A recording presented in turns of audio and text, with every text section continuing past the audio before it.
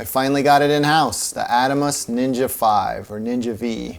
It is a 5-inch 4K 60 FPS HDR monitor / recorder, and I've been very interested in getting this in-house ever since they announced it at NAB 2018. I pre-ordered in June and I finally have it in hand.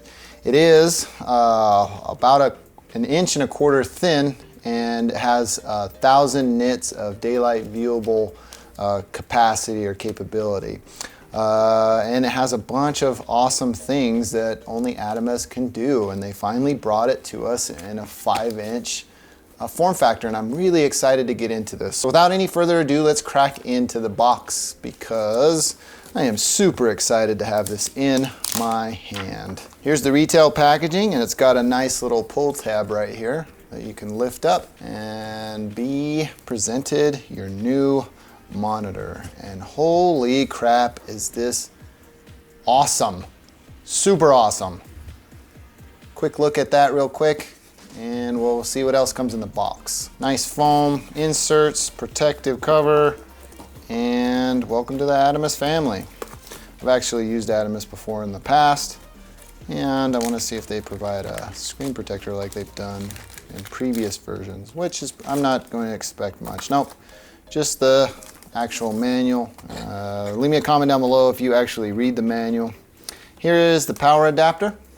So it takes Sony NPF input and is translated via the AC adapter or the wall charger on the back of this monitor. So you can take this, plug it into the wall, and you're off and running with infinite power. Because this is not dual battery redundancy, you will have to power down and replace the battery if you need to, if you're running low on power. That's something you're just gonna have to do. It's part of the limitations of the form factor. So that's it for this part of the compartments of the packaging. In here, all you get are a bunch of adapters, world adapters all over the place. I'm only gonna need this one because I am in North America. The rest of them can go back in the box. And finally, the power brick, which is provided to you, and it's got a pretty lengthy cable. So that's basically all you get in the box. Oh, and then there you get the Atomos caddy. So I will be using the Ninja 5 with this Angel Bird, and this is made specifically for capturing RAW because it has the read and write speeds that you need.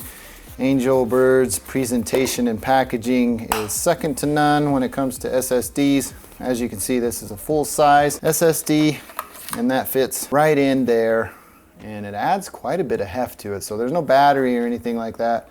See, it sticks out a little bit here. Everything will be linked in the description of this video that I'm kind of discussing here, so you can check out pricing and availability for yourself. One thing that I wanted to kind of take a look at is its actual size comparison. So here I have an iPhone XS Max, and you can see it fits right inside of that.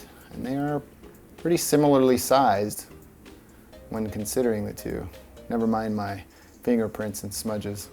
But this has a substantial amount of more weight, and there's not even a battery connected. Another thing that you may be wondering is that if Atomos includes an HDMI cable in the packaging of the Ninja 5, and that is a hard and fast no. So you're also going to need to purchase that. With the first impressions part of this video, let's go ahead and hop into some footage. So here we are at the Canon C200. I want to see how the color grades handle with the Atomos Ninja 5 ProRes 422 8-bit, because it is, the C200 is capable of pushing out a 422 8-bit color signal via the HDMI in UHD, so 3840 by 2160. So this is going to be an interesting test. I think it's a perfect pair, and this is the reason why I bought the Atomos Ninja V in the first place, because I want to edit in ProRes and I want to get higher color space, even though it's not 10-bit. ProRes works really well for me because I primarily edit on a Mac, and that is perfect for those types of environments. Let's take a look at the internal codec as well, side-by-side comparisons, and you let me know what you think. I want to see how I can recover shadows and all that type of stuff. There is some overcast while I'm shooting this, but I wanted to get in an environment which has the most harshest conditions for lighting, which is our sun. So let's go ahead and take a look at the Sony a7 III for comparison's sake, and then we'll close this video out. So here we are on the Sony a7 III.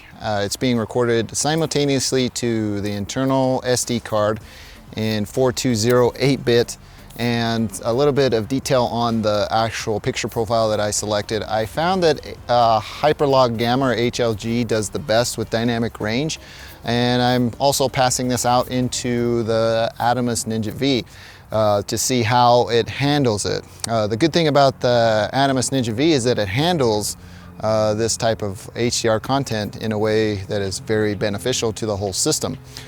So let's go ahead and grade this, see how it holds up on each, the internal SD card and the actual ProRes. Because with the Sony a7 III, it is also passing out a 422 8-bit signal via the HDMI. And it's also giving me a monitor to use with my recording. The bad thing about the Sony a7 III though is that it loses face detection, autofocus tracking when you're shooting in 4K. So if I move over here, you're absolutely gonna lose focus on me and go to the center. I set it to the center so I can kind of stand to the center of the frame and get put in focus. So just keep that in mind if you're considering this recorder with the Sony a7 III. Okay, so to close this video out, I noticed there are some things that may be of concern to you with utilizing this recorder with a mirrorless setup. The first, the fan noise.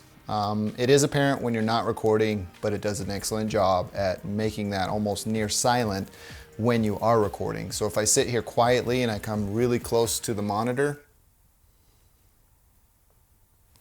it's audible, but it's barely audible. And when you shut it off, it cranks up and the fans start kicking in to cool off the system. And it does a really good job at that. So as I'm sitting here in a pretty sound controlled environment, you can't hear the actual recorder's fans at all, really. I'm sitting really close, so I don't know, less than a foot away, not even a foot, half, I don't know, 10 inches away. And you can't hear it, can't hear it on the mic or anything like that. It does a really good job at keeping the system cool while not ramping up the fans. The second thing is the battery life. How well does it do? Well, I've been shooting with this thing for about a week now, and it is held up really, really well. I would say the sweet spot is these 4400 milliamp hour NPF style batteries that I use. For one, it doesn't add a bunch of weight to the system. Two, the battery lasts for a good almost 2 hours of continuous shooting. It's a really strong battery. I'll leave this linked in the description. There are some times, you know, when I'm shooting 4K 60 that it's less than that. So your mileage may vary depending on what type of format you're capturing. I will say that this battery has done the best for me, and it's the best bang for the buck. I'll leave everything that I'm using that I recommend linked in the description of this video. And those are my affiliate links. Well, that about does it for me in this one. I hope you enjoyed this first impressions of the Atomos Ninja V, and hopefully you got a pretty good idea of what is provided, what it can do, and those types of things. I try to pick some pretty popular camera platforms that this recorder would be used on. That about does it for me in this one. If you like this video, please feel free to give me a thumbs up. If you didn't, you know what to do. Thank you for taking the time to watch. I'm Tomas, and I will catch you in the next one.